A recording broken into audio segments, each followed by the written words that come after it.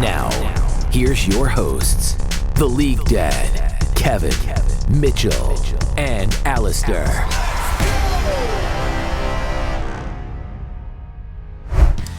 What's up, gamers, and welcome to another episode of the All In Podcast. I am the League Dad, and as always, joined by Alistair, Mitchell, and Kevin.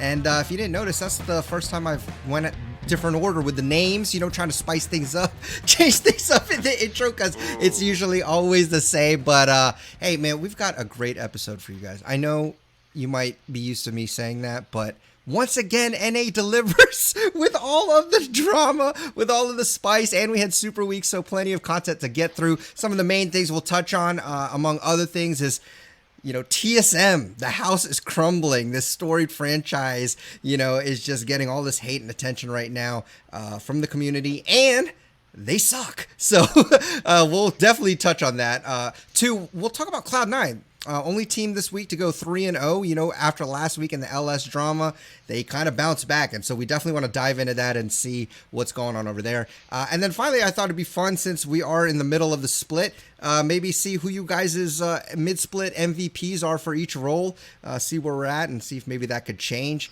But either way, we'll dive into all of that. Games were exciting, Super Week, but I think all of that, we will get into all the action, especially with the top teams. But I did want to touch first on my ex-favorite team, TSM, because there is all of this stuff happening. They are the sole owners of last place. It no longer belongs to CLG. TSM is 1-8. CLG is 3. They have 3 wins.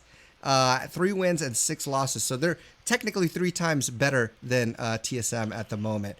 But yeah, I mean, but not just that, the fact that they're the worst, but I feel like right now they are the team that everybody loves to hate, because there was just so much stuff going on, going back to the double lift drama with this Dunzo manifesto and all of that stuff about Reggie bullying and maybe how long that's been going on. But then, here we have team drama because Spica's comms were kind of leaked on Champions Queue, where he was basically in Champions Queue and Shen Yi was on the other team, and he was basically saying, hey, it's a free bot lane because he can't speak English, and people took it as him kind of disrespecting Shen Yi and all of that stuff. Yeah, I know, and it was definitely a joke, but people, like I said, love to hate on TSM.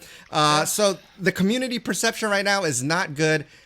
So what are your thoughts on TSM right now? How do you think Reggie's feeling at the moment? Honestly, I don't have many thoughts on TSM. I mean, I don't know. I mean, I don't know what Reggie's thinking. I mean, actually, I can think he's thinking a lot of different things. There's so much backlash. The last year has not been pleasant for the org.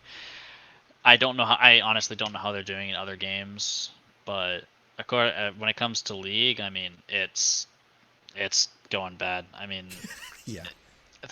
Things are okay. You can patch things together when you're winning. Yeah. When things are bad and you start losing, everything starts to collapse. Oh yeah. It's like how Cloud9 is like, they had all this drama, right? And then they went 3-0. No one cares anymore about their drama as much, right? They're like, oh, they're good. TSM, they went 0-3 this weekend. So yeah. Everything is on fire for this team. Honestly, the clip of Spica making fun of his teammates, I mean, like, that to me was just overblown completely. Yeah. That's like, so whatever. I think that was more interesting was this tweet where it was like Spica was explaining himself, like, hey, I never had any issues with Shen Yi, basically, was the summary of that tweet. And you have to wonder why it took so long to get anything, right? Why did Spica wait this long to tweet? Did he have to get an okay from TSM? Why did TSM say anything, right? Everybody in the entire narrative for like a while, over a week or two, has been Spica is like the guy that like everybody thinks is who Shen Yi was talking about when his comms got leaked, right? So, I don't know. TSM, another PR disaster, plus their team sucks, plus they're basically just a new team. They don't have Bjergsen, they don't have Parth. Their TSM Legends video director left for like, he's been there for 6 years, right? Like, oh no, like, I don't know, man. Like, what is this team doing? Why is everybody leaving? Is it finally catching up to them? the years and years of people saying they're a crappy org to deal with, Mm-hmm. I think it's finally catching up to them because they're no longer winning. So everybody's abandoning ship, and they don't know what to do. And as a person who has never been a big fan of TSM, I've always liked the players, never the org. It's kind of nice to finally see. Honestly, this is like what NA fans that are not TSM fans have been waiting for years. So if you're out there, which I know you are, and you're not a TSM fan, this probably feels like justice for you. I just got to say that I think I jumped ship at the right time. Yeah, you did it Yeah. before this all happened. You were That's like, true. end of last season, you're like, yeah, I think TL's looking kind of good. Bjergsen's over there. Let me Bjergsen, that was my join. that's I'm my like, dude. yeah, Yep. yeah, you got there before the crash. Mhm. I'm gonna say this about Speak Up. He can't, in good faith, say like, "Oh, I don't get the narrative. Like it's so overblown." Like your org is the one who has told us nothing. All the information we've gotten is what you have what you put out has basically put it in a way where like how else will you let the fans read it? If it was 1 week, yeah, we're over speculating. It's like week 4. It's like we're going on to like week 5 or something, and this is still happening. Let's put it this way: Spica says. He says, "Oh, I didn't know Shenny wanted to shot call. Week 1 of TSM Legends, literally Shenny is shot calling, and you are shutting him down. So when 2 weeks have passed, and he says, I want to be the shot caller, he's like, I never knew he wanted to shot call. I'm like, maybe if you didn't shut him down, frame 1, every time he put out any suggestion in the game, you would have noticed he was trying to shot call. I don't know. And then I get it. Like, it's overblown. We shouldn't only hate on Spica. And like, I think that language thing, saying like, oh, he doesn't know how to speak English is a joke. But at the same time, it's in bad taste, man. You are literally in the middle. This is like if Reggie made a joke about like beating up his players in solo queue. Like, yeah, I'm gonna go for every death you do, my jungler, I will whip like Dyrus or double it for something. Oh, yeah. Like oh, it's a joke, guys. I'm like, yeah, great. You're under investigation, and it's really funny, right? Spica's not in that same scenario, but I'm just saying that there's a time and place, right? And these guys are young, so I totally get it. If you took a high schooler, like a senior in high school or a freshman in college, and you asked them to like archive all of their like media posts ever in like Discord, Twitter, wherever they use, Instagram, it would look awful, right? Absolutely. Especially if you're high profile and you haven't even gone to school. You've just been playing video games. So like I give them a little slack, but you also have to give the fans a little slack. Especially the TSM fans who stuck out with you this long. They're still like trying to just get answers, and if you don't give them answers, what are they supposed to do? You can't blame them for a narrative being out there when all you give them is building that narrative. Yeah. Or you can't fully blame them. Obviously, you can assign some blame, but And I think it's just so unfair. I do want to like kind of touch on that a little bit more because this year, you were talking about how really it's the org's fault for kind of letting this narrative build in because they haven't communicated with us. And we'll even touch back on last week, with the C9 stuff. Why really I think the community was most upset is because there's no communication. It's like generic PR response.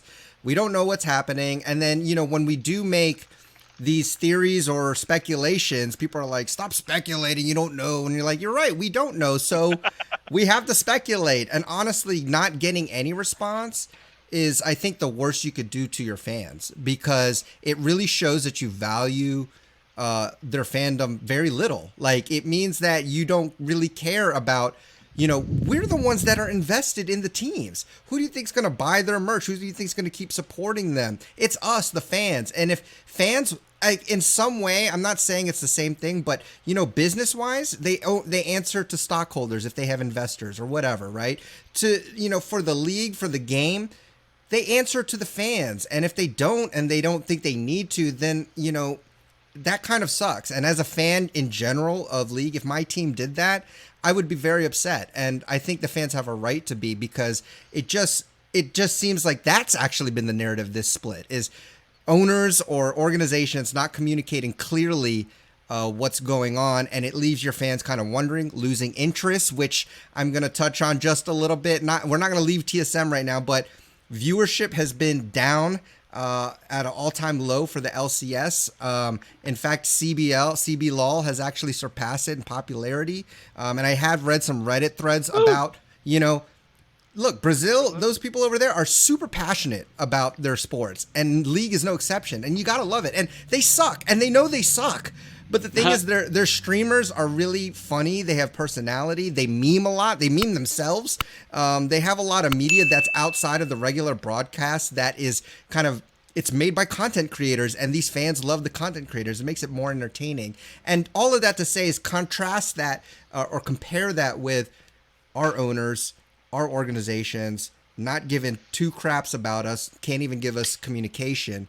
Two craps. Yeah, Nothing. two craps. You know, I couldn't say the real thing I wanted to say. You know, I'm still trying to keep. Speaking of owners, though, actually, real quick, speaking of owners, I think it's not even the fact that TSM is doing so bad that's actually making them lose fans in droves. I think it's like in the past, like we had a split where Double was like one of the worst ADCs at certain times, right? And Bjerg wasn't playing, like Bjerg had to do all the carrying. But whenever there was like drama or issues with TSM, like Reggie would just come in and say something else that was like really dumb, or he would be a decoy essentially. He would just be like, and I think it was intentional because he does it so often. Whenever like some big drama pops up with TSM, Reggie would come in and say something really, really strange and dumb on Twitter, and then people would just focus on that because we love drama. We only focus on whatever's there, right? Whatever's the brightest light. That's a bit of a conspiracy. I mean, I always I'm just saying, like, I've been here for a while, and it's just very strange that. I mean, and I'm not just saying like it's intentional, right? I'm just saying that Reggie's the face of the org, right? He's the last face of the org, and the fact that he can't speak up right now because of the investigation, or at least he probably can't say what he wants to say and be doing, means that. And I'm not just like outside the conspiracy side, just like in general, he can't be the spokesperson that everyone either loves to hate or hates to whatever, That's really hurting them because there's no one else to speak up. There's no Lena to tweet. There's no Double. I mean, to tweet in their favor. Yeah, in their favor. She's been they're tweeting. Oh, they're tweeting all right. But there's no one that you care about that's speaking up, right? Like, Speaker's the one you care about the most, and right now he's like what, like 19 or 20? Like, he doesn't have the years of experience like Bjerg has to, have good answers and like be reasonable and not get his emotions involved, right? So I think that's part of the reason. Like they're just trying to be too clean about it and not just like be honest with their fans. Yeah, I mean, yes, to an extent, that's what we want, right? We want them to tell us what's going on and to be honest, and we want to know everything. But I think a lot of people would say, and I think Raz was saying it on the JLXP with Jat, that it's maybe more in the best interest to say nothing for the company. Obviously not for the fans. We want to know. I want to know. For the company, maybe it is the best thing to say nothing, right? Which is why we get those generic PR responses from Cloud9, which is why we basically hear nothing from TSM besides a tweet from Spica basically dissolving himself of blame, right? Like, it's because we forget. I mean, I'm not saying we, like literally the four of us. I'm talking like just in general. Something else gets our attention. Something else distracts us. Becomes the main focus. Yeah, maybe it gets brought up here and there. But if us as fans, enough as viewers want to keep hearing about what's going on inside, then we have to give a crap. And we actually have to leave our fan base or attack them, or not like attack them, but like... we have to keep talking about it, right? Because what does happen over time is you're just going to stop talking about that drama that happened last year, right? Or last month. Like, we're no longer talking about the really ridiculous things that Lena tweeted, like when Doublelift got traded from TL to TSM, right? Those are some weird stuff that happened that basically implied TSM had poached, like, so many different players. And we don't talk about it anymore, right? We were talking about it all on the podcast. Every podcast was talking about it, but we don't talk about it anymore. And... so yeah, companies think they can get away with just saying nothing, and they're gonna keep doing that as long as we keep moving topics. I agree with that. And so I watched that JLXP, and I agree with Raz in some cases, especially the C9 case. But the problem is the nuance there is that Ellis was like, I still like the players at C9. I'll still support them. Like, there's not an open fire that's just burning down your base, right? People will forget about this. I agree, but people are jumping ship en masse right now from TSM, so they'll forget about it. They also forget about TSM. So I can't see a world where TSM lulls like, yeah, this is like a net positive for us or a net neutral.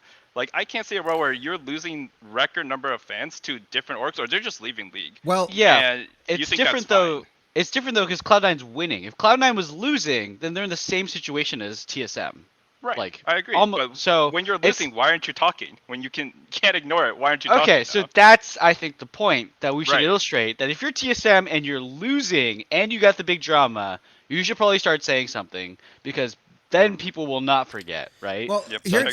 here's the thing that you Yeah. were saying, Mitchell, which I kind of wanted to hone in on a little bit, because I think it makes a lot of sense. You were saying that, it's not necessarily good company-wide. Like, it's or it may be better for the company, so to speak, if they don't say anything. Because if they say too much, whatever, they got investors. Like I said, so what has happened now, and I'm taking this kind of from one of the Reddit comments I had mentioned, is that, ever since our organizations, our teams have become more, about like being companies, like legitimate companies with real funding, with real, like, they're really businesses now. They're not just guys with their friends making these, fun little gaming clubs and gaming houses, right? They actually have people to answer to.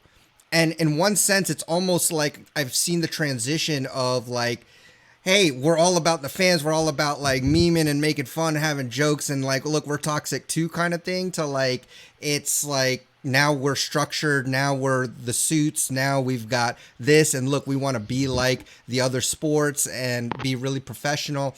And I say that in comparison again, because it's the thing right now, CB LOL on the flip side may not have that same type of money, but they play into the fact of they've got personality, and they let that shine, and they have fun. Like, they have fun with the game. Like, the game so much now does seem like a job. Like, they're here to play the meta picks. Let's not try anything crazy. Let's do this. Let's do this. If we don't win, like TSM right now, our job is probably gone, because, that's, I want to get back to this TSM thing. Like, now do they start making roster changes, right? But I just wanted to touch that in. Like, I think, I feel like the game, or our league right now, has kind of lost a lot of its fun. Like, if you think back season, 6 and below, like, I think it was just a time to be a league fan, and I still am a league fan. I'm still a LCS fan, but I can see some of the draw that it's lost, some of the luster in its like homegrown phase that was so attractive. Yeah. There's a lot less nuance. Like, now it's very business oriented, right? Like, you almost always, when you hear interviews, like, God, nothing gets leaked. Like, when is the last time you heard somebody say they couldn't say something because they had lawyers? LS was like, I cannot comment because my lawyers are working it through. Where are the big leagues now? Like, that was not happening in the past. Like, by any means, there were no lawyers involved. There wasn't like, I can't say this or that because of like a freaking NDA. Like, yeah, we're in a different times, and I think like in CB LOL or like in NA only a couple years ago, it's like there were consequences, but there were most social consequences of saying something. There were not legal consequences that were like millions of dollars on the line, sort of thing. Right. And that's where we're at right now. Yeah, our companies are millions of dollars worth, and our players are as well. I think we're at that point, but we need to get to one more point, which is like, we need to get to the point where actual sports are like too, where these are like $100 of $1 million, billion-dollar franchises, and stuff leaks out of them all the time. It's like, it's like the reporters, the sports reporters, or whatever, the common leakers. They come out of, even like companies like Apple have like leaks come out of them. They're like the richest company in the world, or one of them, right? Like, the problem is that no one's leaking anything, and they're like, yeah, but don't speculate, like, we're just going to keep it super clean. You can definitely keep the investors happy. I'm like, I don't know where the leak came from. Like, that's unfortunate. Like, I don't know where they figured this out from. And that's like what, it's kind of like an open secret, at least in the sports that I've like remotely followed in the past. Like, you just see all this stuff, like, something happens between NFL players, or they have some beef or poaching or whatever, or like anything like that. It's going to be everywhere. It's not technically from the official media, but somebody inside the org who's either disgruntled or officially being like sanctioned to do it, but they just can't say it as like in the name of the team. They're just like, oh, somebody in the org leaked this, I don't know who, and then it gets out there, and the fans like, oh, they get their little spice and they're happy. And like, I totally think we could get there. And like, I think franchising is the problem, right? Like, these companies, some of these orgs just don't care about winning, and some of these orgs like don't even care about like making the customers happy, or not customers, the fans happy, because we are the customers. People to make happy. Yeah, we are the customers in a way.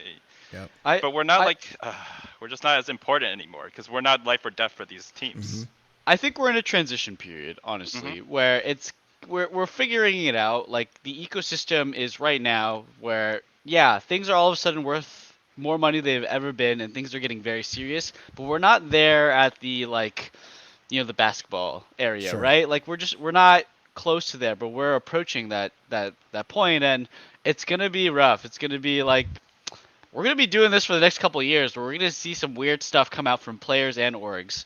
But I think the nice thing is that um, at least we have a lot to like fall back on. We've seen other sports do it, and we do have a growing sentiment among fans that like we want to know and we want to make it okay for the companies to tell us, right? So we got to create the environment. There are some fans out there, they're going to go after companies. They're going to be crazy and rabid on Twitter and whatever.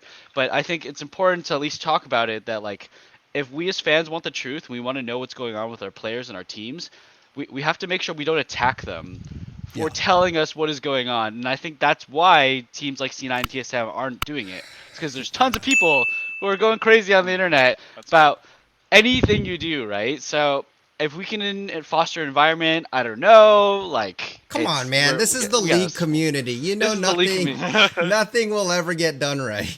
Are you know? sure? Like, it's got to start somewhere. Otherwise, us as fans who do care and do have rational opinions, we're gonna start to lose out on the truth. So Yeah, no, I agree, and I think it's scary. like, Yeah. I think like to basically say what you guys have been saying is that you're right. I think that they have to get to a point where they can tell us something. Honestly, what they really need is just new PR people, because I Really think these good PR people maybe I don't know if they had. I mean, this is, like you said, this is transition. It's kind of a new space, right? Traditional PR, maybe that would work. I don't know, but in this kind of community where the I don't know, like maybe gamers are just like really like invested in the players because we can see them so much outside of just the matches. Like we see them in streams and Twitter. Well, it's relatable. It's not, it's relatable for sure. And so You could see him in solo queue. Exactly. You can never In solo see queue. LeBron Yep. James on Yeah. court ever. Exactly. Right? Yeah, so So, I think it's different in a sense that this needs to be handled in a different way where there is kind of a middle ground. But hey, all of that, look, we talked about that and we pretty much overshadowed the main thing, and that's TSM is last. They suck, y'all. I mean, it's like all of that is like drama, and maybe some of that drama is playing into the fact. But look, this team, I looked at them. They look terrible. Do you guys think we're going to see roster moves? Because Huni looks garbo. Kaidua is like, I guess he's there, but I don't really know if he does anything. Spica is, I guess, there, but they just look so disjointed, and it is obvious that there is lack of communication or coordination. And then, of course, the support deal. I mean, Tactical is playing. Sometimes he's good, sometimes he's bad, but really, how can you fault him if he doesn't really have a consistent support? So I don't know. What do you guys think? Do you think is Reggie really going to, sell everything he has so that he could buy talent like he said on his tweet? Or do you think they just ride it out? I mean, I don't know. I don't even know how well. I mean, we saw what happened when their academy team played. I don't really see any legitimate moves that are actually going to make something happen. Like, I think this split is pretty doomed for them, honestly. And I am not actually sure how the team recovers in general, because with how high profile all this drama has been, I can't think of many players Who'd want to go like many there? people who they want to come in, they want to join the burning ship. It's like, I mean, maybe they'll take the risk. It'll be their chance to prove themselves. But at the same time, I mean, it could just be another CLG situation where you join, your career's done before it starts, right? Oof, yeah. Yeah, I agree that the split is doomed for TSM. If I was TSM the org, I would identify that within myself as well. Just be like, yeah, this split is screwed. It's over. Like, you're 1-8, and there's not a lot of signs of life. Like, I think this is different from when, I think it was 2018 when Cloud9 went 1-7, and then they ended up making it all the way to semifinals at Worlds, right? This is not that situation where they had a rotating 7-man roster where individual players were actually shining a lot, and there was a lot of hope still going around. There's not a lot of hope going on in this roster. Yeah. So I think it's doomed. I think you just find whatever you want your roster to be in summer, and you just go for that, and everything else is developmental. And You go 1-17. You say I don't care. I'm preparing for summer. I think that's your mentality for TSM. I will say one thing that I think overall I think a lot of teams should be doing more, and I think it's personally what I've been missing is there's no players who really have a personality anymore. There's no one making headlines about, just being themselves. There used to be double lift with the trash talk. And that's why I was super hyped about JoJo. He came in throwing shots at Bjergsen, and he seemed to have been backing it up. And then he lost, and he's just shut up. He hasn't said anything. You should keep talking. Exactly. Like don't be afraid to, talk smack. And if you eat your words, eat your words. I don't know. Hey, I feel like there's, even if it was just like Dyrus, everyone knew Dyrus. Everyone liked Dyrus.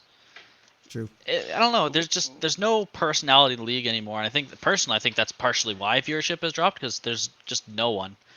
And I think that would be one thing TSM. I mean, I guess that was funny. He said Ayla was probably the second best support. support. JJ's trash talk is pretty good. That was good. I thought awesome. That was nice. Yeah, but like we're calling that good. Can we really? Do we see what I mean now? No, I'd argue that we just don't watch this content about these players as much as we used to. Like it used to be like TSM Legends or Liquid or whatever. Yeah, like, but because I feel like everyone's watching it, right? I think that's the what I mean. There's no content's platform. not that bad. I just think we're not like us as like veteran viewers just like don't watch that content as much anymore. Also, that content used to air at the beginning before the show started, before LCS started, and now they have like a 30-minute like analyst test instead of showing off like Golden Guardians or Flyquest content. Like, there's a lot of content out there. Like, I heard like Flyquest is putting out some good stuff. I don't watch Flyquest because I'm not a fan, but like they've been getting some views on their content, and it's there. I think it's just we're not the age of fans who care about this anymore. We don't follow their Twitters that much either, as far as I know. I do agree with that, but I feel like that isn't exactly a very good marketing strategy where the fan has to find the content. The content should be given to the fan. Yeah, I agree with that. And like, I think that's possibly my biggest issues with the interviews over the last few years is because they're so bland and generic. Where you used to have stop watching them. Yeah, exactly. I stopped caring. We used to have double lift flaming everyone. We'd have High dropping an F-bomb on stage. We'd have like Dyrus walking up with a pillow for some reason. Like, but what is that now? Oh, what went wrong this game? I don't know, man. My bot lane lost. I mean, I don't know. That's like 3 examples from like the past like 9 years. I know, but those are the first. I'm not going to sit here and list off a bunch of them. Well, I'm just saying there aren't that many like obvious things to think of back then either, to be honest. No, I know. What I mean is like at least people still had the personality. Even if they still answered the questions, they did it more unique. It wasn't so. Do you? I want to address both of you guys. I'm going to address both you guys right now. Okay, so one, I think the big thing right now is COVID. So COVID makes it hard. We just finally started having in-person interviews. So a lot of personality can be lost, right? We've had a lot of, every year there's massive roster changes, so maybe just interviews aren't happening as much, there's not as much familiarity with the scene for most of your players. The second thing is, I vaguely forgot. Let me catch on to that real quick. Well, hey, while you're thinking about that, I had a thought too. Like, maybe the reason why there's not as much branding, or excuse me, why there's maybe not as much personality that we see right off the bat, maybe it is because I'm really harping on this money thing, but they're getting paid, right? These are salaried people. They got a job. They're going to do their job. They're going to say their interviews. Back then, look, man, you weren't just fighting for like your position. You were like trying to brand yourself. You needed to, like, that the TSM Legends or Snapdragon or whatever it was back then was part of their marketing to like get people interested in them, right? And I think like back then, your company wasn't paying you, your stream was. So your like stream. Double Lift was like, I don't care about CLG paying for me. I'm gonna get my stream to pay for me. So the marketing I can agree with that to an extent, but I mean, I'll just compare it to like another sport that I watch. Now, to be fair, I mean, I'll compare it to the UFC, right? A lot of these fighters, right? After a fight, you get interviewed.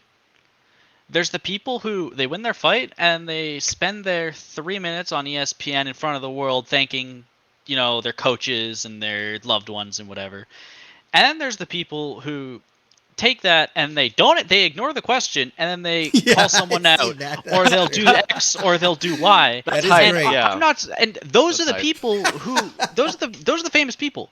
Yeah, that's Colby true. Covington, That's who's true. fighting this weekend. I don't know, probably people know him, but he was about to get cut from the promotion because while he was winning fights, he wasn't interesting and no one cared about his fights. He completely turns around his personality, and now he's one of the most watched fighters in the world. Yeah, it's like McGregor, it's like Mayweather, but see that I also think though fighting is another sport where it's not necessarily like you get a lot of airtime, right? You branding yourself is a big part of being successful because the more draw you have, the more you can get these fights. So in that sense, yes, but in traditional sport, like I think in gaming and in fighting, there's a similarity with that where before it was all about that, but now that we've reached a spot in gaming where you're getting paid, there's regular viewership, people see you all the time, every week. That's kind of inherent and part of your job. I feel like some of that motivation to kind of market yourself,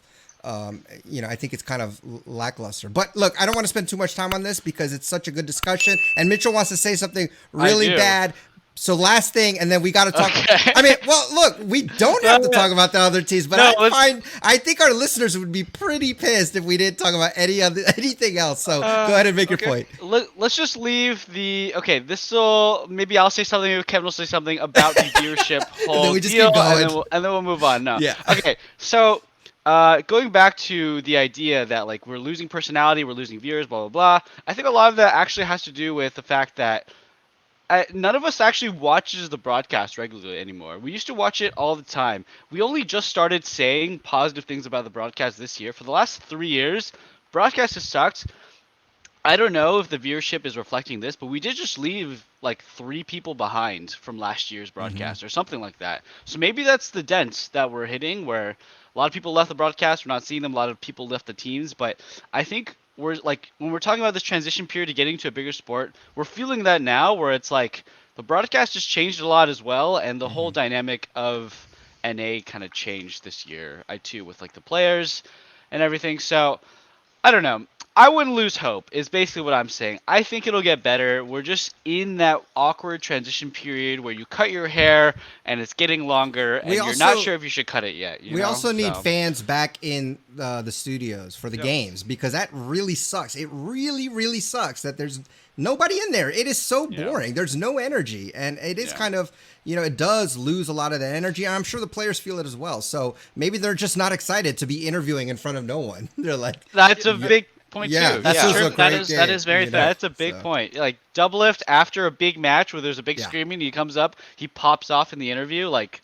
these are big deals. These are like iconic moments. So like I was gonna say, I actually watched every match and all the broadcasts in between because I think it's gotten legitimately better. And this is the first time in like since COVID that I've like watched every in between. And I think that there's been some bangers in those interviews. I think it's just that we haven't been everyone hasn't been watching it in the community. Like people, you see the viewership drop by like 20, 30K of the very low number it already was at after in between games, and then they'll like tune in again or they're on mute. And you like see like Fudge like I will be the best or Ayla is the second best. Like if there was a crowd there, do you know like you would just hear like the ooh or like the cheers or booze. Like I'm gonna be honest with you, double saying everyone else is trash is not really shit talking. It's like juvenile shit. Like it's nothing. Okay, it's so lame, but it was so cool in the moment because he was just like hyped up. He was like, and he's the only one doing it. Well. Well, he was the only one doing it, but like it's not good it was shit on talking stage. at all. It's only legendary because it was on stage. The moment was right.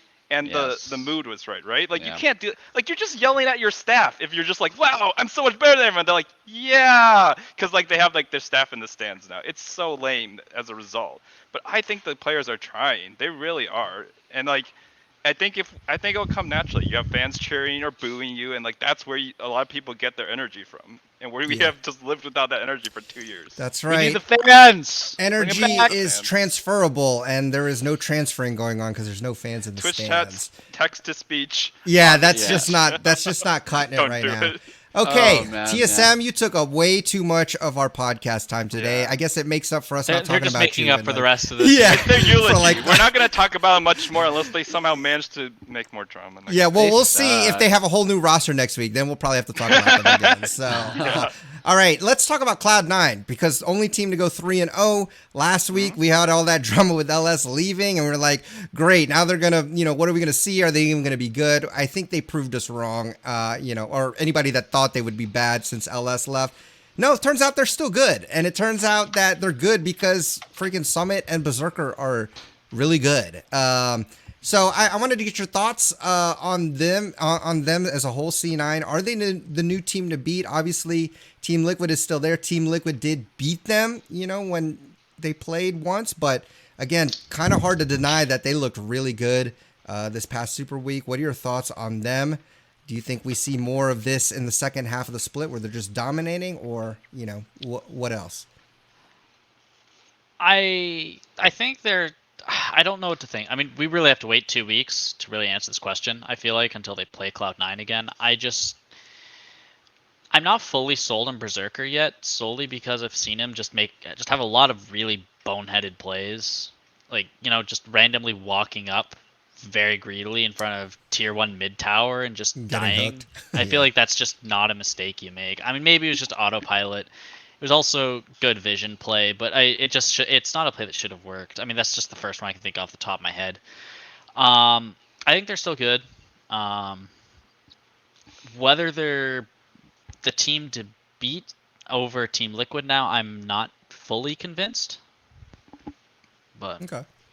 Yeah, I'm going to give you a hot take that is definitely not going to be popular on this podcast or maybe in some communities. Yeah, I don't know. I'm starting to shift. This is obviously, week 4 or 5, whatever it is. I'm starting to shift the narrative. I think Cloud9 might be actually the team to beat, or whatever you want to say it.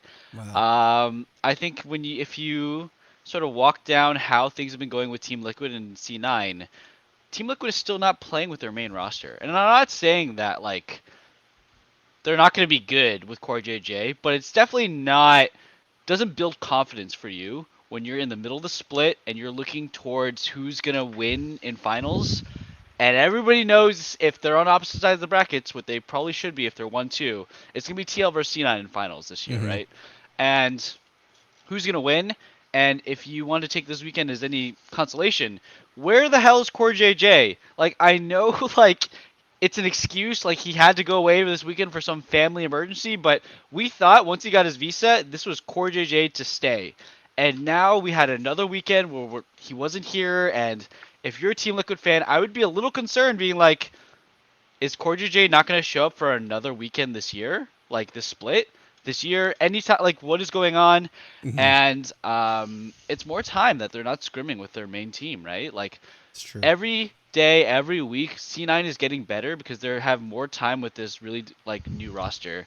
And I'm a little worried for Team Liquid that if this team gets any better, because they still got a lot of things to work out and they're already this good, I wonder if C9 can peak higher than Team Liquid and they can actually win. Because right now, if I was to bet and give some random prediction, yeah, I'm gonna favor C9.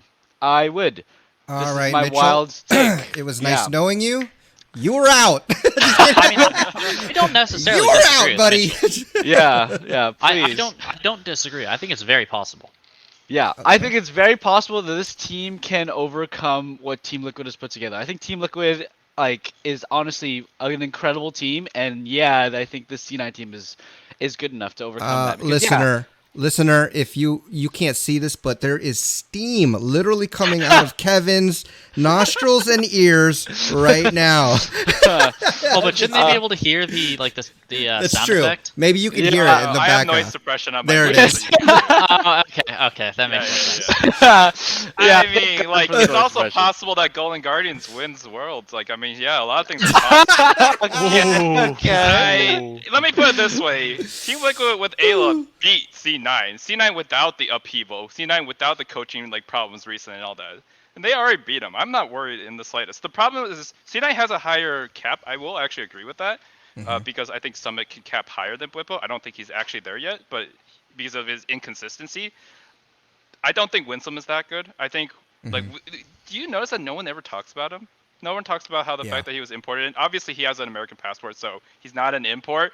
But we imported him from Korea, guys. No one ever mentions him. You want to know why? Because he's not that good. He's actually very good for the time he's played the game. He's been like playing League for like 2 years, I think is what Ellis claimed or something. I'm like, goodness, okay. Wow. He's really good in that sense, and that's why I think his cap could be better. But currently, he's nothing special. Like, he probably just as good as Ayla, if anything. And like, I think they're both just whatever. So that's the problem. I think Berserker is good, very good to be honest, but he's not as consistent, and that's what you need from an AD carry. Because I went through that relationship before with Tactical. They're like, he's really good when he's good, right? But when he's not, ooh, there were just times like if he flashed in and he just like randomly took a little bit more damage. If Renekton had 5 more AD, he just dies. And like, what were you doing, right? So I think that this team, and Fudge isn't that good still. Like, he's decent. But I thought Fudge was pretty good this weekend. He had some pretty good KDAs if you look down. He did, but C9 has always beaten down on the middle tier teams. They beat Dignitas, Flyquest, and then 100 Thieves. 100 Thieves. And right now, they're all the teams that are just like, middle of the pack.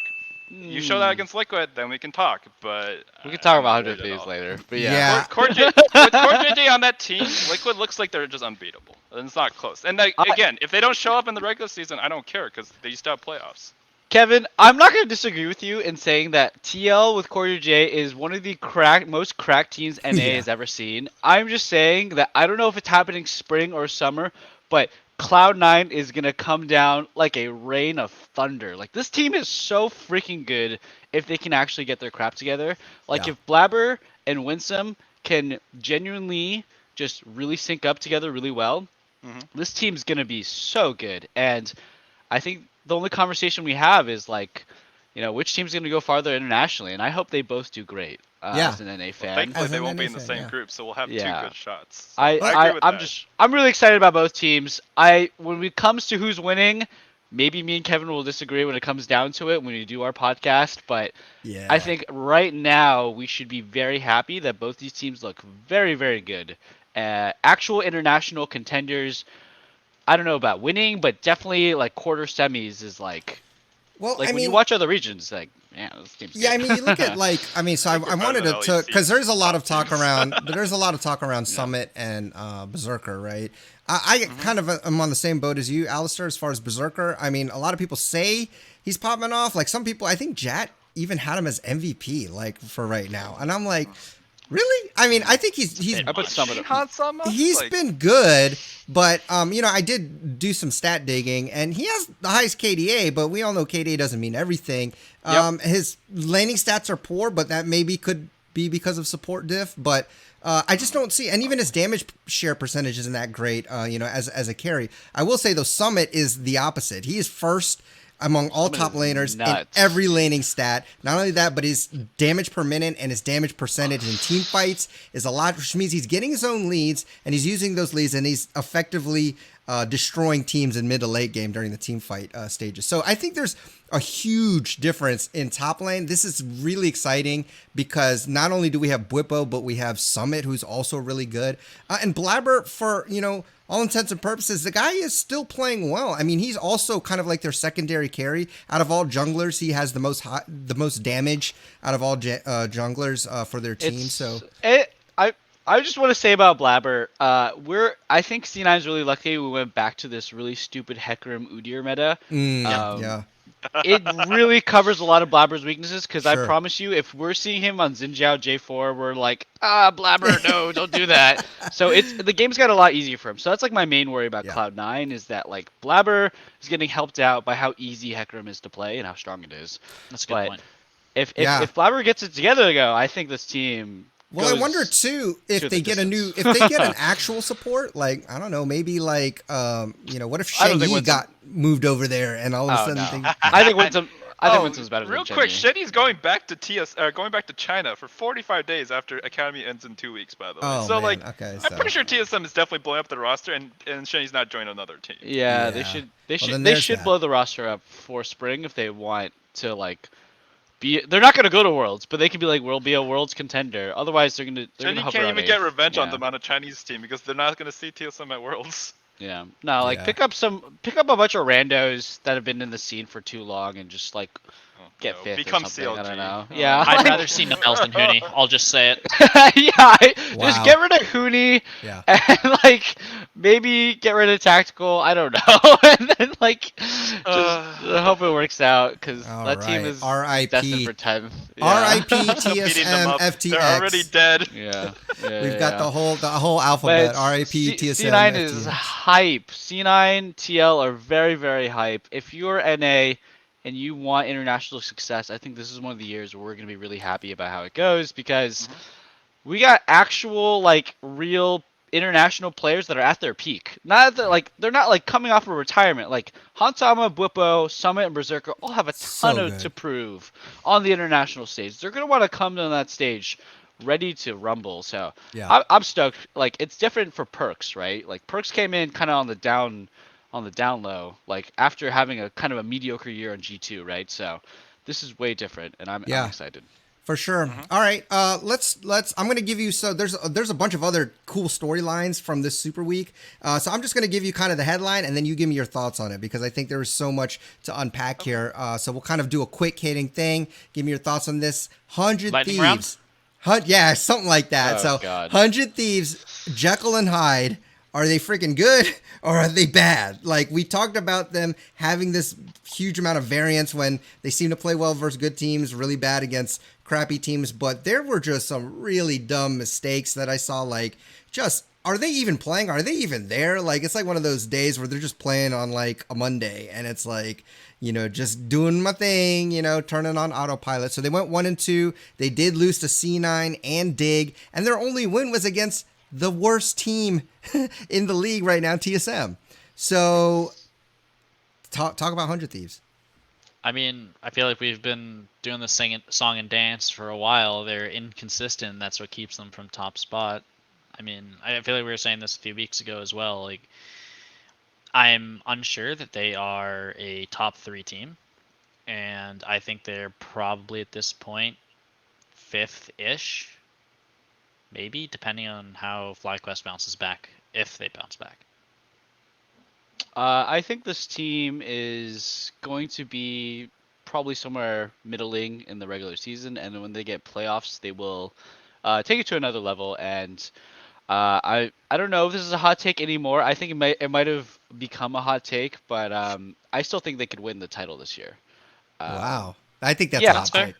I think That's that's a hot pretty take. fair. I think that they could be very middling throughout the entire regular season and just take it to another level in playoffs, and no one will even care. Because, yeah, like, someone, like, Blue walking up to Abadage and just clicking him and him dying, and then Yeah. FEI just, like, randomly dying to a Tom Kench under tower. Like, that kind of stuff is, like, yeah, they're underestimating their opponents. They are Yeah. playing with like 3 monitors and they're like playing Genshin Impact on the 3rd monitor. Or something. Right. Like, I don't know. Like, those kind of mistakes, they actually don't alarm me that much. It makes me think that they just don't give a crap and that they have a big ego. But you know what? Having a big ego in sports is not always a bad thing. Sometimes it's like it makes you better. And I think that with this team, they can mess around as much as they want with these lower teams. When it comes to playing against the best, they will show up. And yeah, they could be 3rd or 1st. Like, that's their range. They could win the whole thing, or they could poop out at 3rd or 4th in playoffs. But I think they could still win the whole thing. So, there's a lot of doom and gloom around 100 Thieves. I'm not super worried. You're not honestly. that doom and gloomed on them yet? No, I think they're still pretty good if they want to be. All right. Their mistakes are really dumb. They just need somebody to, like, light a fire under them. Yeah, they do. You know? Like, stop losing against random teams, and you guys are gonna, like, you guys could be 1st in regular season. Like, that's pretty cool. But I mean, to their org's point, maybe their org is telling them we don't care as long as we win. Maybe we don't even care about winning spring, right? You don't go to Worlds if you win spring. Yeah. Win summer. Maybe the org is like, screw around as much as you want. If we win summer, all is forgiven. And if I'm that org and I'm TL, I mean, I would buy into that. Like, if I'm TL and I have that org, I would buy into that, right? Like, it's like, okay, I don't win spring, that's a big bummer. As long as I go to Worlds and have a good showing internationally, I'm pretty happy. Yeah. So Okay. I think 100 Thieves is in that area, and I am not worried. I think they're a 4th place team right now, power ranked. They're better than last year. I actually think they're stronger than last year. Some days just better now. It literally just comes down to if they're gonna win the split. It just depends on the meta. If the meta is good for closer, they'll always suddenly start winning, and Abadage will look good again. That's just how they've always been. The only reason they're fourth or third right now is just because Liquid and C9 are so much better than the top teams last year. The top teams last year were Liquid and EG, and then 100 Thieves, and 100 Thieves slipped through because Liquid just couldn't play around tactical well. They couldn't get their stuff together as a team. They had a lot of internal issues. They lost Jet, and Alfari is not good for the team.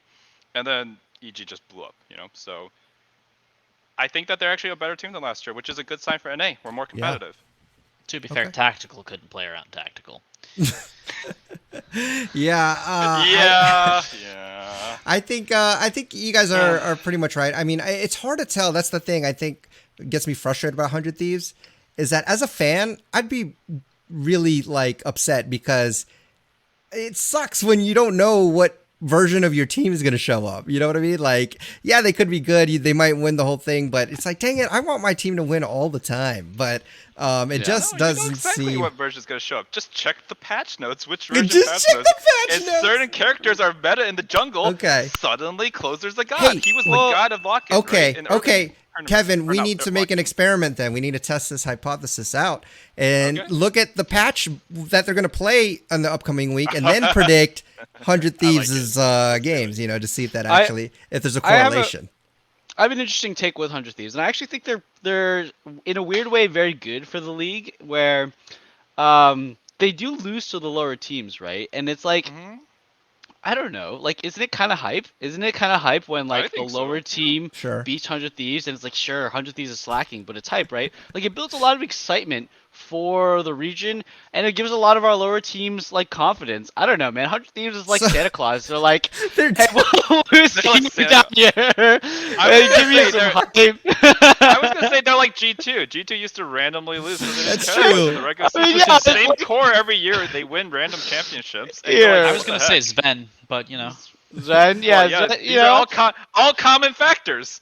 Zen was on G2. Santa Claus is real, guys. Like, I actually think Zen is real, maybe. So 100 Thieves. Zen is real.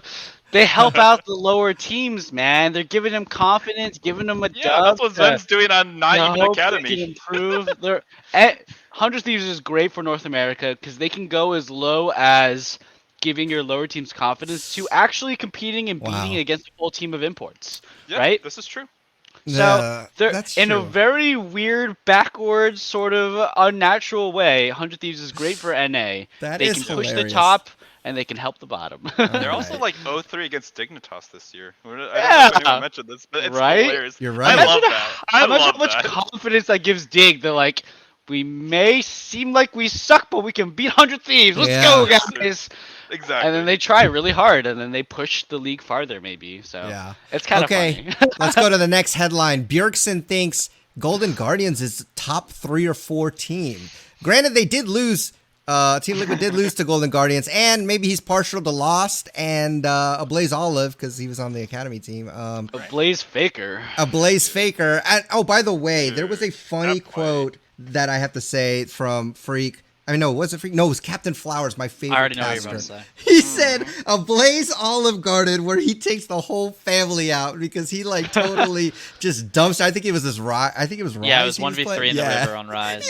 I was cracking up so hard. I don't know how Captain Flowers just could pull it out like that just when it's like perfect timing. But anyways, Golden Guardians top 3 or 4 team thoughts.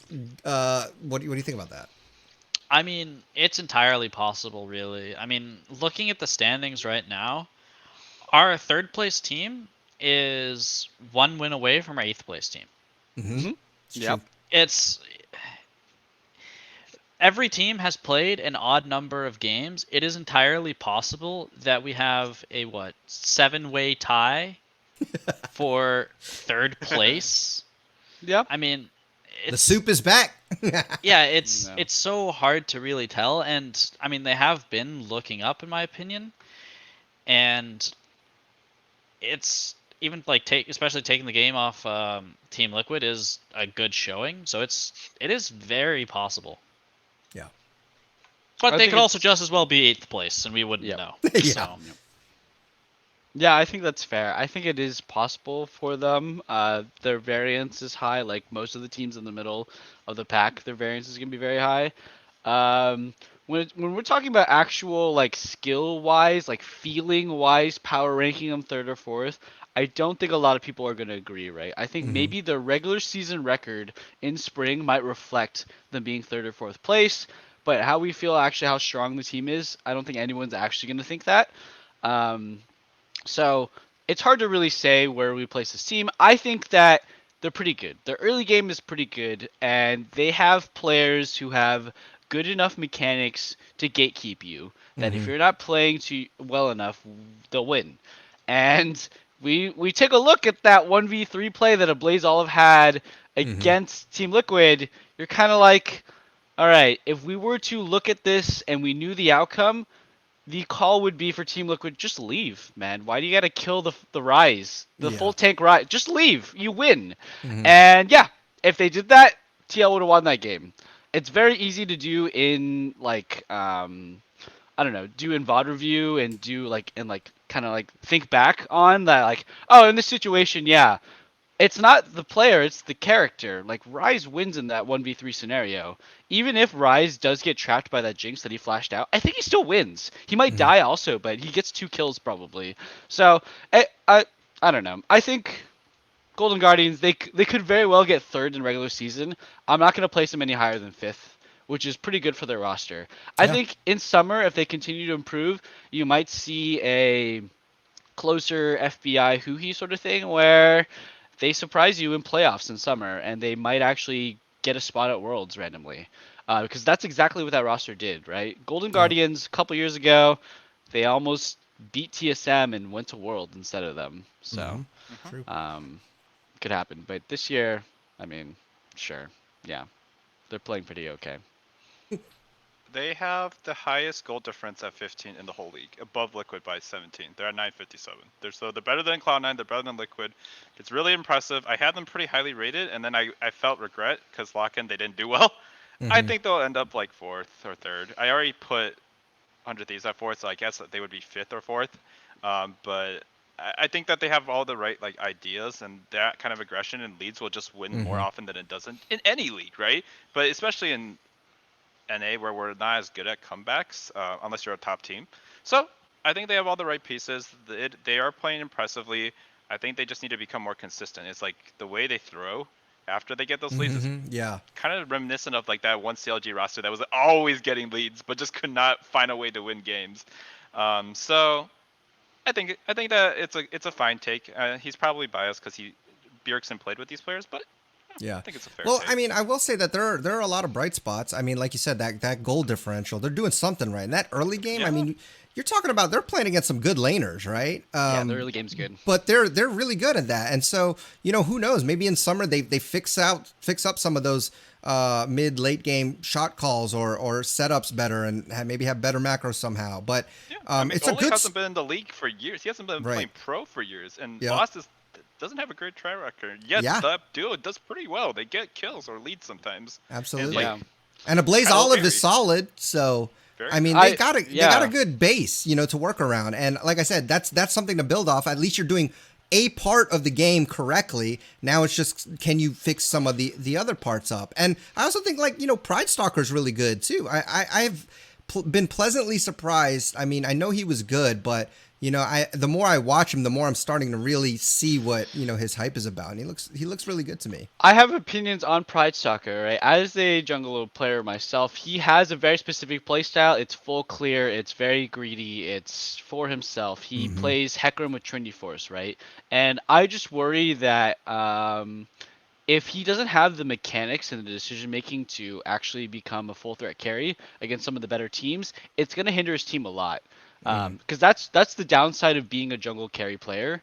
Like if you take all the farm and you prioritize your own farm and your own vision, your laners will suffer against a jungler who doesn't do that. And if you're playing against Santor and Blabber, like I don't know, like Pride Stalker and Golden Guardians, they're gonna get screwed over if he can't actually perform and carry games and kill people. Like Mhm. the Definitely. scary thing, like in this Hecarim meta, right? If Hecarim stays around all the way to playoffs, like Hecarim is so easy to build and itemize around if you can get to 3 items. Like, he spikes off 1-2 items, and then if you're a really fed Hecarim, it doesn't matter if you have 200 farm over the enemy jungler, you will just be super useless. And then now your mid and top laner don't have enough farm, and it's like, it's a very, I don't think it's a good playstyle to have, like if you want to win the whole thing, but it's great for being a upper middle pack team. But I don't know how long Pride Stalker's success is going to last if you compare him to the top junglers. Like, there's a reason they're all playing supportive. I think that's a fair take because you're right. Yeah, like maybe his style is definitely different from what you're seeing most of our top junglers doing. So it'll be interesting to see if that can continue, and maybe that's why a lot of his gold leads are happening in the early. But can they translate that into wins? All right, last team I want to talk about before we talk about our mid split MVPs. Flyquest. Is the honeymoon over? They did go 0-3, and we knew this was going to be a test because they had to play C9, EG, and Immortals, and they lost to all 3. So, I think maybe this might be what a lot of people were thinking, or at least I think maybe us. But what do you guys think? Is the honeymoon over? Yay? Nay? Well, I was on the fence already. I'm still on the fence. Okay. I don't necessarily think it's over. I think they stubbed their toe. I think it's very possible they bounce back. I think it's just as possible they go 0-2 next weekend. I personally feel that they would, if they can get a better early game, I would say if they have a better early game, I would consider them the 3rd best team in the league because I feel like they might have the best macro out of any team. Yeah. Especially in this Fiesta type meta that we're in with Hullbreaker and Death Stance and everyone running around like headless chickens. So I'm still on the fence about them. Okay. Yeah, I always thought that their macro was really good. I think that the early game has always sucked because their laners aren't very good. I don't know if the honeymoon for me ever began. I always thought that they were just like a good team that was ahead of the curve. Yeah. And then now they're in the curve or behind it. And I don't think they're gonna get too much better, to make too much noise for the rest of the year or split. Right. Maybe next year or next split, but definitely for this split, I think their story is pretty quelched. Yeah. Okay. I think that they're just not. The honeymoon phase is over. They're not a first place team. No one really thought they were. That's fine. They had a hard week. There's no way they're going 0-2. They're going against TSM next week. And oh God. Yeah, it's TSM and Dig. So I think they're probably going to win both. And then the story changes again, right? They're 7-4. They're probably like 3rd place or 2nd or whatever. I think they're good. I think Tukui is legit. I think that they play macro fine. I just don't think they know how to lane as a team, and that's a problem in this Kumo league. Sucks. Oh, he is bad. Ooh. It's rough, He had a really guy. bad week. He was better Kumo before them, but he had a really bad week. He was getting dumpstered on. Kumo got away with being a bad laner before, is how I would say it. I think that this weekend he got punished real hard, and it made games unplayable. This is one of those rosters, I feel, if you replace Kumo with, like, solo, I think this team would actually be, like, top 3. Currently, compared to all the other rosters. Yeah. I'm just saying, it's a very glaring weakness. I agree with that, and he had a really bad week where he got exposed by very good teams, and so, or better teams at least. So yeah, I agree with that. That's, I mean, let's see what they do. I mean, it's Flyquest. Who knows if if anything will happen. I just thought it was interesting because again, this wasn't going to be a tough hurdle week, pretty much a test for them. Strength of schedule was easy up until this point. Well, now it was pretty difficult. And Immortals, I thought they were going to win against Immortals. They did not. So I don't know. I guess we'll still have to see. Guys, if Mitchell's not rooting for Flyquest, you guys know we it's not shouldn't be. Flyquest Okay, time. you're right. You're right. If I'm rooting for Flyquest, you should definitely think like, oh, maybe Flyquest is good, but I'm not. So you are Fair. Okay. I will say I do think it's just as possible that they go 3-0 this weekend if something small happens, like they play their first game on Friday. Someone woke up earlier, and I think it's honestly possible just because of how, like, I don't know. I personally think they stubbed their toe. I think they can come back. I think they can just flop though. So. I don't know if coming back is the right way to phrase it, but I think they can still play to a middle above the middle pack team Yeah. like they have been. I Like, think I think feel- they I- can stay there. Yeah. I think if I'm they with want. that sentiment. Like, basically, like they were kind of a middle of the pack team that were playing not so good teams, Yeah. and then they kind of fell to some better teams, and then just lost maybe a evenly matched team against the Immortals. Like So, Immortals, yeah, like it was evenly like exactly. but like the honeymoon or the hype where it's Yeah. like, can they get to back-to-back finals like that other Flyquest roster? Oh no. I think like overall consensus is no. Like Yeah. that's not Yeah, what's for going sure. on this year. Yeah. But Also, last time Alistair said that they could go 3-0 this week. I was like, wait a minute, there's only two. I think games this I week. think they could have. I think they could have Oh, just over as easy as Super they went 0-3.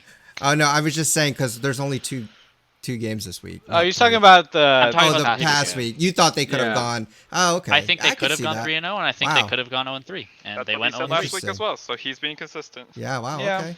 I got it. Okay. Well, from now on though, I will look at Mitchell's for my gauge to if I should bet on FlyQuest. FlyQuest. Yeah, I or watch not. all their games. Okay. So, All right. yeah. I'll make that my gauge. All right. Let's go to mid-split MVPs for each role. And then after that, we'll just do overall MVP, just to see who it is. You don't got to spend a lot of time with this. This is just based on what you've seen, or maybe even who you like to see the most. But let's start with top lane, and you could just give your top MVP pick. and runner-up, right? Yeah, it could be, or you don't have to give, but if you want to give a runner-up, you can. Okay. So you don't have to justify it either. You could just be like, because I said so. So Yeah. I mean, top lane, I think there's only really two options, and it comes down to which you order them, and I have Whippo first. okay, Yeah. Obviously, second is Summit. Yep. all right. I'm in the same. It has to be between 1 and 2. I'm Summit. I was the biggest Whippo lover. You were.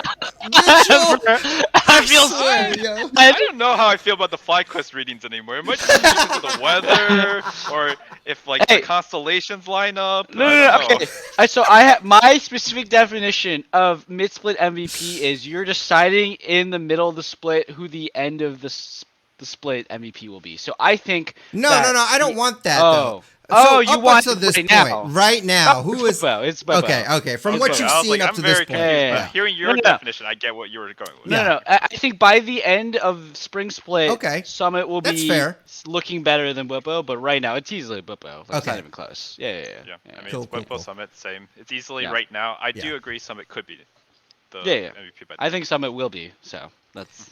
Yeah, it's pretty crazy because it probably could be if you were to give it right now the award. It probably could be Summit, except for the fact that there were some very notable His first games 2 where weeks, man. Those but not just 4 that, games but out of 9. Whippo has definitely like hard carried Yeah, Team yes. Liquid in certain games, so that's why I think he gets a little more shine. All right, let's go to Jungle.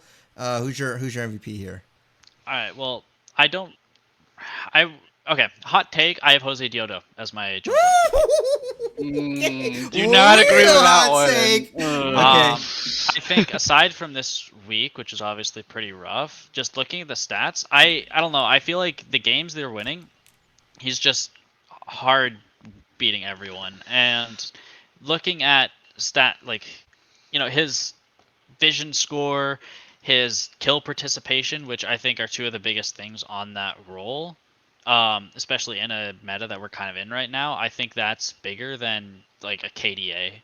So that's really that. And overall, just the eye test, I feel like it's easier for me to give it to him over someone like Blabber, because at the same time as of course Blabber's playing really well, and I won't take that from him. I also compare it to he just has a much better team, so it's a lot easier to get these stats, which is what I always compare it to personally. Okay. It's really easy to look good on a good team. Yeah. I think Jose Diodo is actually really good, but I don't like the style that he plays right now. He will play supportive, utility, tankish junglers and take kills and take farm, and I just don't agree with that play style. I think he does it because I think maybe he feels like he needs to on the team he's on, but I He personally only averages 2 kills a game. when I watch him, it feels like he takes the resources when he can. Like, if the option is to hold the wave or take the wave, he's taking the wave, right? Where maybe other junglers, it's a little, And it's about clearing his laner's vision versus taking his camps, I think he's taking his camps. So that's where I stand on Jose Diodo. I think in a different meta, he's a lot better in a more carry jungle-oriented meta. My best jungler is going to be Santorin. I think he just plays the supportive jungle style the best out of everybody in the league. And we're getting to the meta again, where it's Hecarim Udyr all over again, right? Even Xin Zhao, J4, Lee Sin were playing supportive styles, so I think Santorin is, in my mind, like easily the best jungler. I think he's the mid-split MVP, and he will be the spring split MVP. Oh wow. For, Okay. spring split first pro team or whatever. Right. For jungle, yeah. Okay. So I think it's Santorin. Yeah. Kevin looks shocked. What do you got, I Kevin? had Blabber as mine, and then Wow, that's Ooh. weird. Yeah. Yeah, We- I give credit to Blabber because I don't think Winsome is that good. So I think his ability to generate those leads for the team, his ability to play like all those weird strats they did those first 2 weeks, like yeah, he was just like, I guess I'm diving with Soraka. I've never done this before. I bet we've never scripted this before. Let's do it. Or hard carrying with like the Ivern game. Well, he didn't hard carry. Berserker actually also did something later. But the point is, I think he's been playing well overall, and there's been a lot of turmoil. Like he's played a lot of random stuff. He had to play Nocturne. He had to play Karthus. Like yeah, he wasn't good on it, but he had to just keep doing other stuff. I'll say that Santorin second. I mean, he also has to switch supports every other week. It looks like. Yep, he does. Every time he picks Trundle, you're just like, oh my god, they're just gonna win this game, aren't they? I don't know why, but it's just so good in his hands. So Yeah. I think it's close, but I think the Blabber currently has played better up till this point. If only just because Santorin sometimes can just AFK and he will still win. So it's hard for him to show off.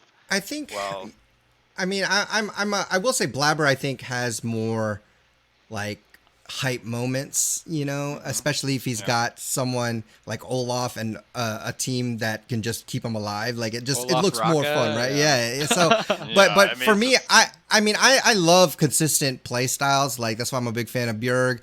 But that's why I also like Santorin. I don't think there's been a lot of flash, and honestly, his team is good, so he kind of doesn't have to do much. But I do think he has played well, and I think he's played his role well. I would like to put an honorable mention though on Pride Stalker, just because I like that he's, Golden Guardians is right now at least 5-4, and I do think Pride Stalker, his style might not have longevity, but it's exciting, and I just like that he does a ton of damage for his team.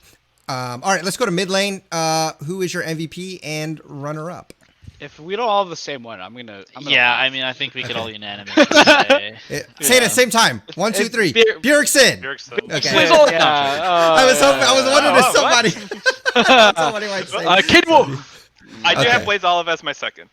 Okay. Oh, Okay. I Yeah. do Let's say not. that. Who's your second then? Because I think Bjerg is. I'll pick for definitely first, and number then I have a Blaze Olive first. Okay. I do too. I have Fudge. Yeah, I have Fudge. I think What? Fudge is so much better than you guys are playing off as. The guy is so good. What Like, did I Fudge- say? What did I say at the beginning of this split lock-in? Who did I say top 3 mid laners were? I said Okay. JoJo. I said Bjerg Bjergsen, and and I Fudge. said Yeah. Fudge, and y'all laughed at me. No, Fudge is really, really good. I think he's so much better than a Blaze Olive. I think a Blaze Olive is like pretty good, like standard wise, but like if I'm thinking of clutch moments, I am putting all my coins and chips on Fudge over a Blaze Olive. Like, I have Fudge fourth. okay, Fudge wow, fourth. all right. No, So we have different no, opinions. Mitchell. I agree with you. I am with the Fudge. I am with the Fudge train because I have been. Yeah. I didn't think he was as good as Bjergsen, and at the time JoJo. I do think he's better than JoJo right now. And I think Fudge is actually good because we have seen him play a bunch of stuff now. Like Victor, Corki, Enchanters. We've seen him on, Not that he necessarily wanted to. Well, yeah. but still, he had Ahri. He's played how many different champions? He's the and only looked pretty one good. to look good on Ahri and all of LCS, and Yeah. I think that's really good. I think, like when I'm looking at Fudge, like, and you have someone like Summon and Beserker on your team, I'm like, this is 100% the guy I want following up on my star top in ADC. Like, Fudge will be there, and he will be consistently land his CC, land his skill shots, get good farm, not lose lane. Like, Fudge is where it's at. I mean, I think a Blaze Olive is like honestly really, really solid for a domestic mid laner. Like, he's going to gatekeep a lot of people. If you're not better than a Blaze, you will just lose. Yep. But when it comes to peak, and I'm talking international and playoffs and finals and going to Worlds and MSI, I think Fudge is very clearly in a different tier, and then Bjergsen's right above him. And so that's where I'll I'm have at to right watch him more closely because, like, honestly, his team's so good. I don't really care about his performance most of the time. But yeah, I'll give him a look. Dude, his I have him laning third. is impeccable. Like, it's pretty yeah. good. I'm Lane's actually really good. surprised by myself because I did put him high in the beginning, but I'm actually surprised he sustained it. I kind of thought he would drop off a little bit, but Yeah. he's I think showing pretty good. I think it's pretty funny that we were all thinking it was going to be the top 3, depending on where you put Fudge, but he was going to have to contend with Bjergsen, Abadage, and Yeah. JoJo. Well, we didn't even talk about. Yeah, and I mean, I don't have like eight. I have dude. JoJo He as is not fifth. playing the game. Yeah. Yeah. I've got Bjergsen, then Ablaze Olive, then I have Takui, and then I have Fudge. I forgot about the Kui I have too. Takui up there as well. I don't have But he was- Takui up there. And then JoJo, I think JoJo's lane has still been great. I think that they're just as a team not playing well at all. I But I don't have Abadage in the top 5. I don't even Dude, know where I have him. Abadage is so booty. He's This He bad. hasn't played anything well. Okay, would you like, put even in their would you wins. put Blue above Abadage? I would. Yes, I right would. now. Yeah. Okay. I yeah. would He put him literally over. walked up slowly and like down smashed him with his E. That's Like, right. It was actually not Yeah. okay. You're Okay, right. so, but there's a caveat. I would put Abadage like top 3, top 4 in playoffs. But in Yes, regular yes, season, of I would course. put But this Abadage is like. mid-split. This is Yeah, we're talking This is mid-split. MVP. I agree with your He's like caveat. yeah, I'm just saying, up to this point, he has shown. shown me almost nothing. He has Yeah. barely breathed in that lane. Yeah, It's he's actually done so nothing. sad. But we're all like in the same consensus until proven otherwise. This guy will probably play pretty well in yes, playoffs. Of course. Okay, He's yeah. he's world class as a player. That's Yeah. the reason he's Abba Faker, right? Like, Yeah. it's just he doesn't care right now, or his team doesn't care. doesn't. I don't know, but Yeah, he doesn't I care have about never Spring seen Split. someone get walked up on under tower with flash up by a Victor and just like die like that. Like the weird one It's like is the Victor, he's, Victor. like- Yeah, was Victor has to so- click you. Like has to He walk up doesn't and have a click dash. you. He didn't flash. He didn't do anything slashing. He just threw an E at like medium range and killed it. And I was like, "You're kidding." No, right? it wasn't just an E. It was an EQ auto. It was Yeah, the EQ whole auto. basic Yeah. combo. Yeah, He okay. The whole walked up and did combo. a whole like half a Yeah, second it to a wasn't like he second long got clipped basic by the combo. E and then died randomly. Like, No. at the end. Yeah, he did do the. He got Yeah. full comboed, and Abadage returned like 2 auto attacks. Yep. He was like, "Dude, I got this." Oh, man. All right, Oh, let's go to ADC. Who's your MVP and runner up? I have Hansama first. I mean, I imagine we probably all. Actually, no, because there's probably gonna be some people Berserker.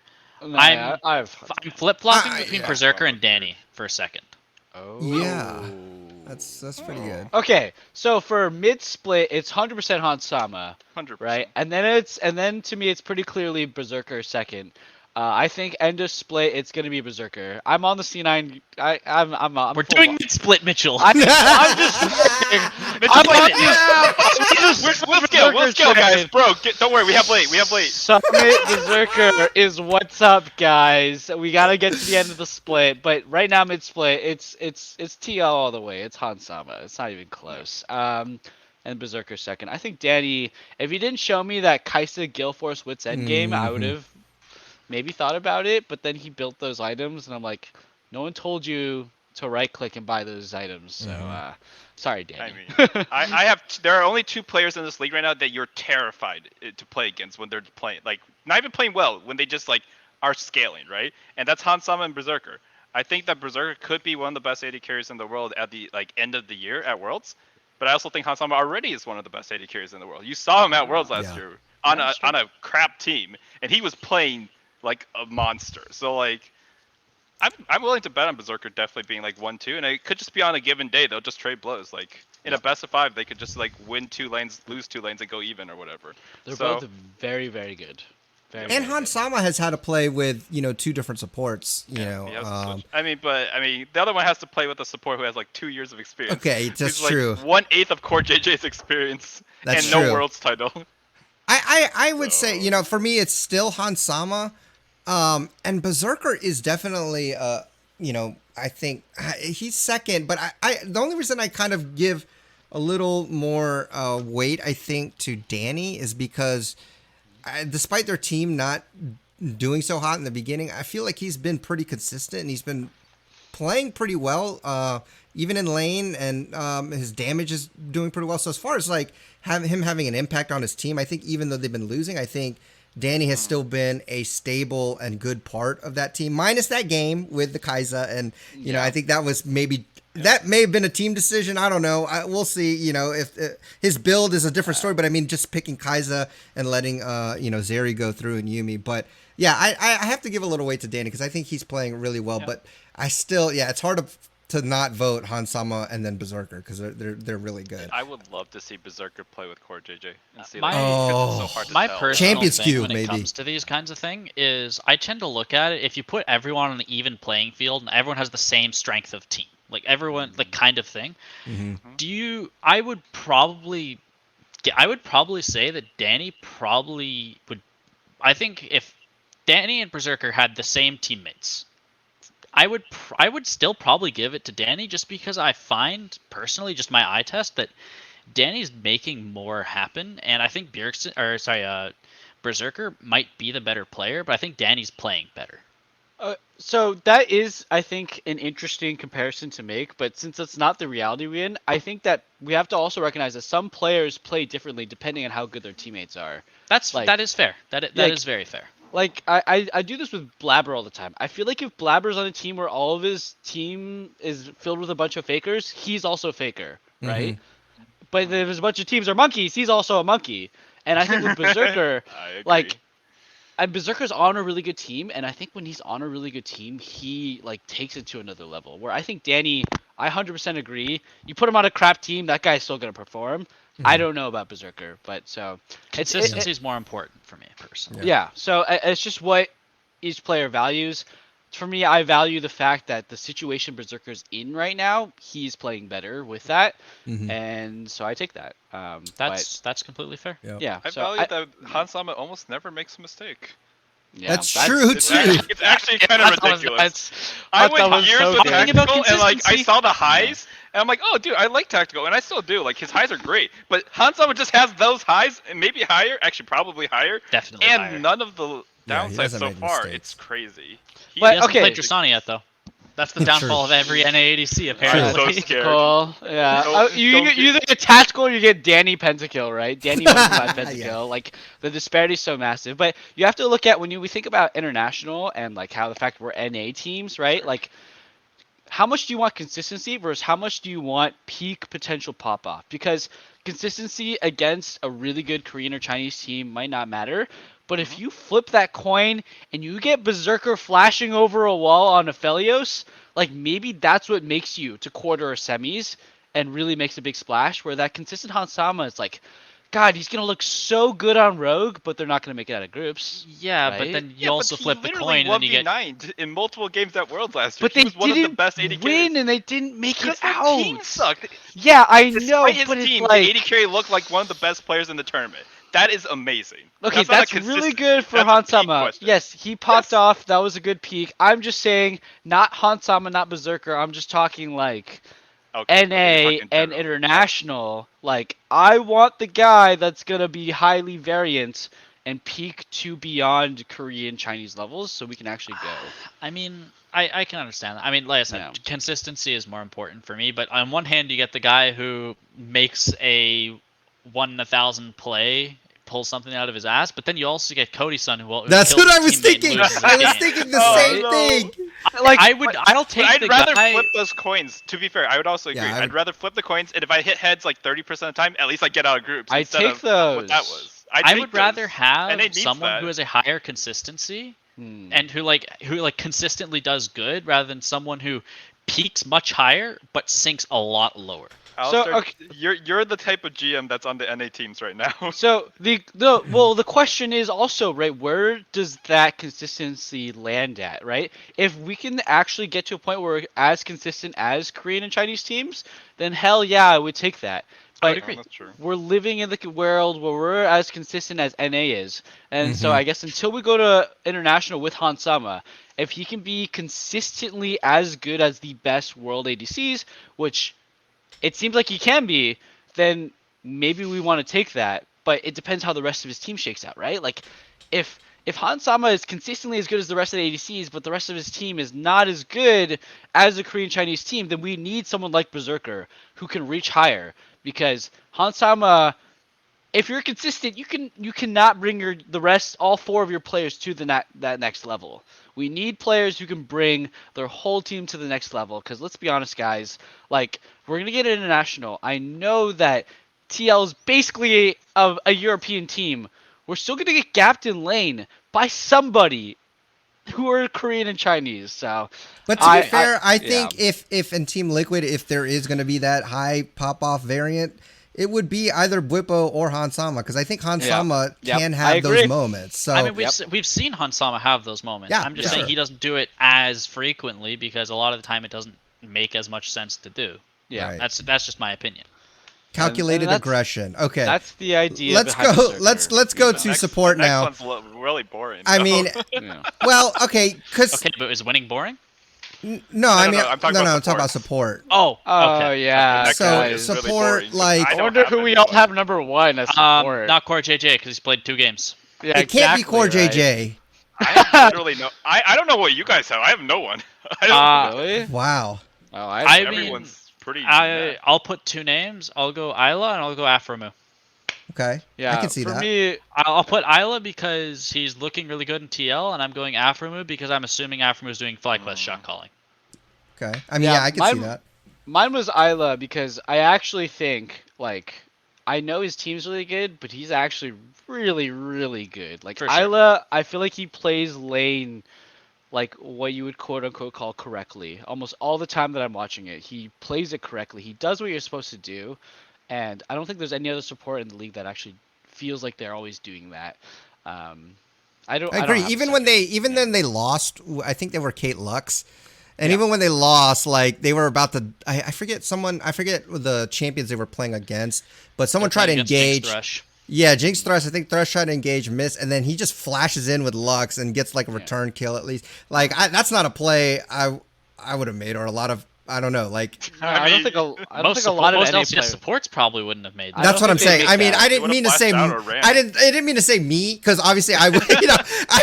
I would be not doing the stuff that LCS pros do. But yeah, I don't think a lot of LCS pros would have done that. Is what I was trying to say.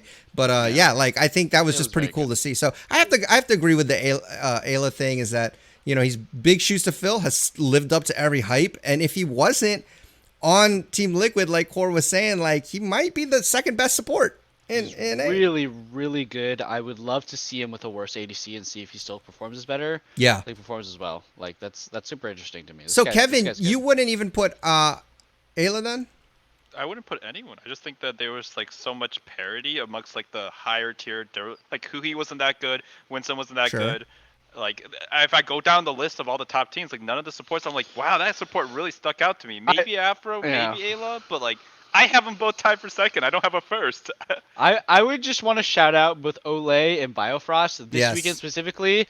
They Oh, both had some most crazy blind prediction plays I've seen in a long they time. did, yeah. Like Biofrost is like, it's not like a prediction, when like someone flashes and you flash predict like with your hook. This is like a vision prediction where it's Yeah. like they're in fog of war, you kind of know where they are, right? And you make a solid guess, and Biofrost, he W's into a bush and he absolutely decimates. I forget which team it was. I think it was Three-man knockup, I believe. It was yeah, 100 I don't know Thieves, who I it was. think. That cup, and then the or third one almost Dig, got hit. no, it wasn't 100 Thieves. It was EG or some actual good team, and they messed him up real good. And we're like, oh snap, that was Yeah, that good. was pretty That was a good sick. engage by I don't know if Biofrost. that good was- I mean, that play was Oh, that pretty was 100 good, but Thieves. they saw the vision like 2 seconds before. The vision was just around the corner. They walked around the corner. I'm like, where are 3 people gonna go to? It's like the bush probably, and then he went in.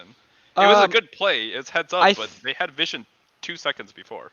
I think they had vision of them walking in that area, and then there was a ward in the bush, and they didn't, or there was a ward in the river, and they didn't, like, there was a solid chunk of area where they didn't know, but you could probably guess that they're camping the bush.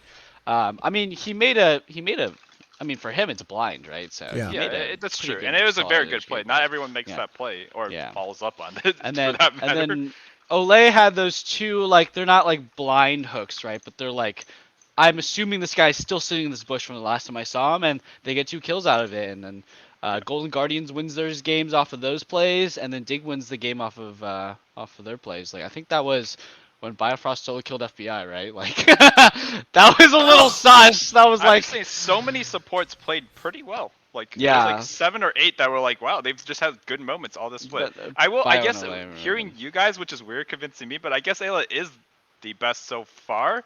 If I had to compare, because like, And that's what we're saying. his heads up plays during Mid-split fights. Yeah. awards up to this Yeah. point. Well, you I know, want to give it to Core, honestly. His 2 games, he looked like an absolute monster. That's the problem.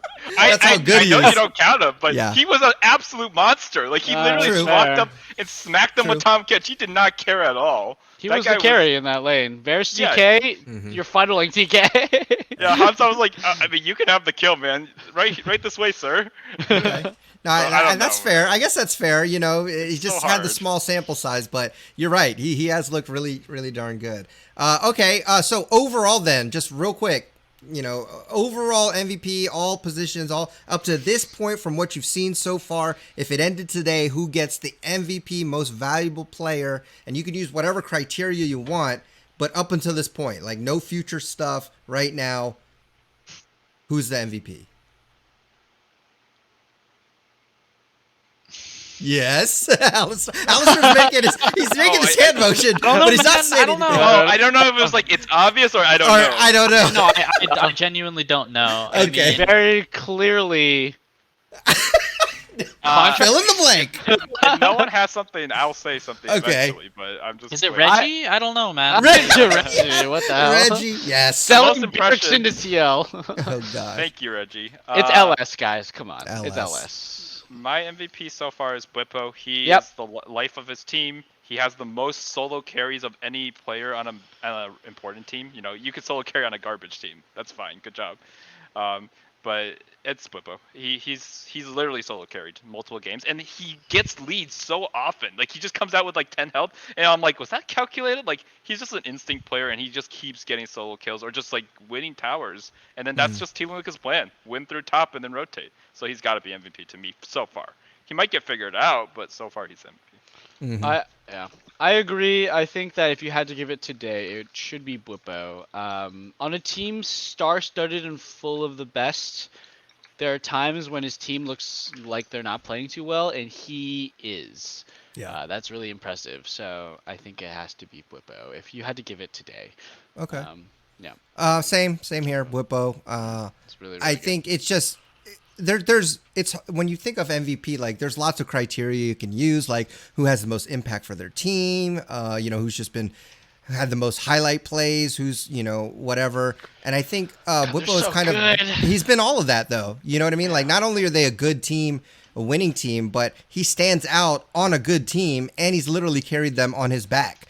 So I think that's what, you know, makes him the MVP at this point in time. All right, so we did all our MVPs. Is there anything else you guys wanted to talk about before we wrap it up? I know we didn't really talk much about the meta. Still Jinx, still Zeri being banned. We did see Gwen get through a few times, and she lost. I think 3 games she got through. She lost all 3 games, and I know she's getting nerfed. So maybe we see that go down even more. But again, kind of interesting. One of those times was in the jungle. But yeah, anything else regarding champs or final thoughts before we close it out? Yeah, I had one thing I really wanted to bring up. Is Ahri a bait pick in pro? I think she's top tier in solo queue. Like everything I've seen suggests like she's OP. But every time I see it, besides like I saw Faker do really well with his team on it, and then I saw like one game in LCS where it was like good.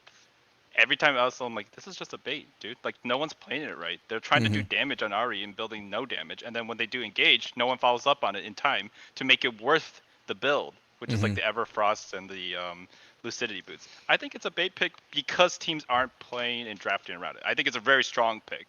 But, like, first pick and then you just don't do damage and then your whole team comp doesn't do damage, it looks awful. I will say, I think part of it is Ahri has not been a champion for quite a while now. I definitely think she is a viable pick, and I do think she is a top tier mid laner. I think people just don't know how to play her.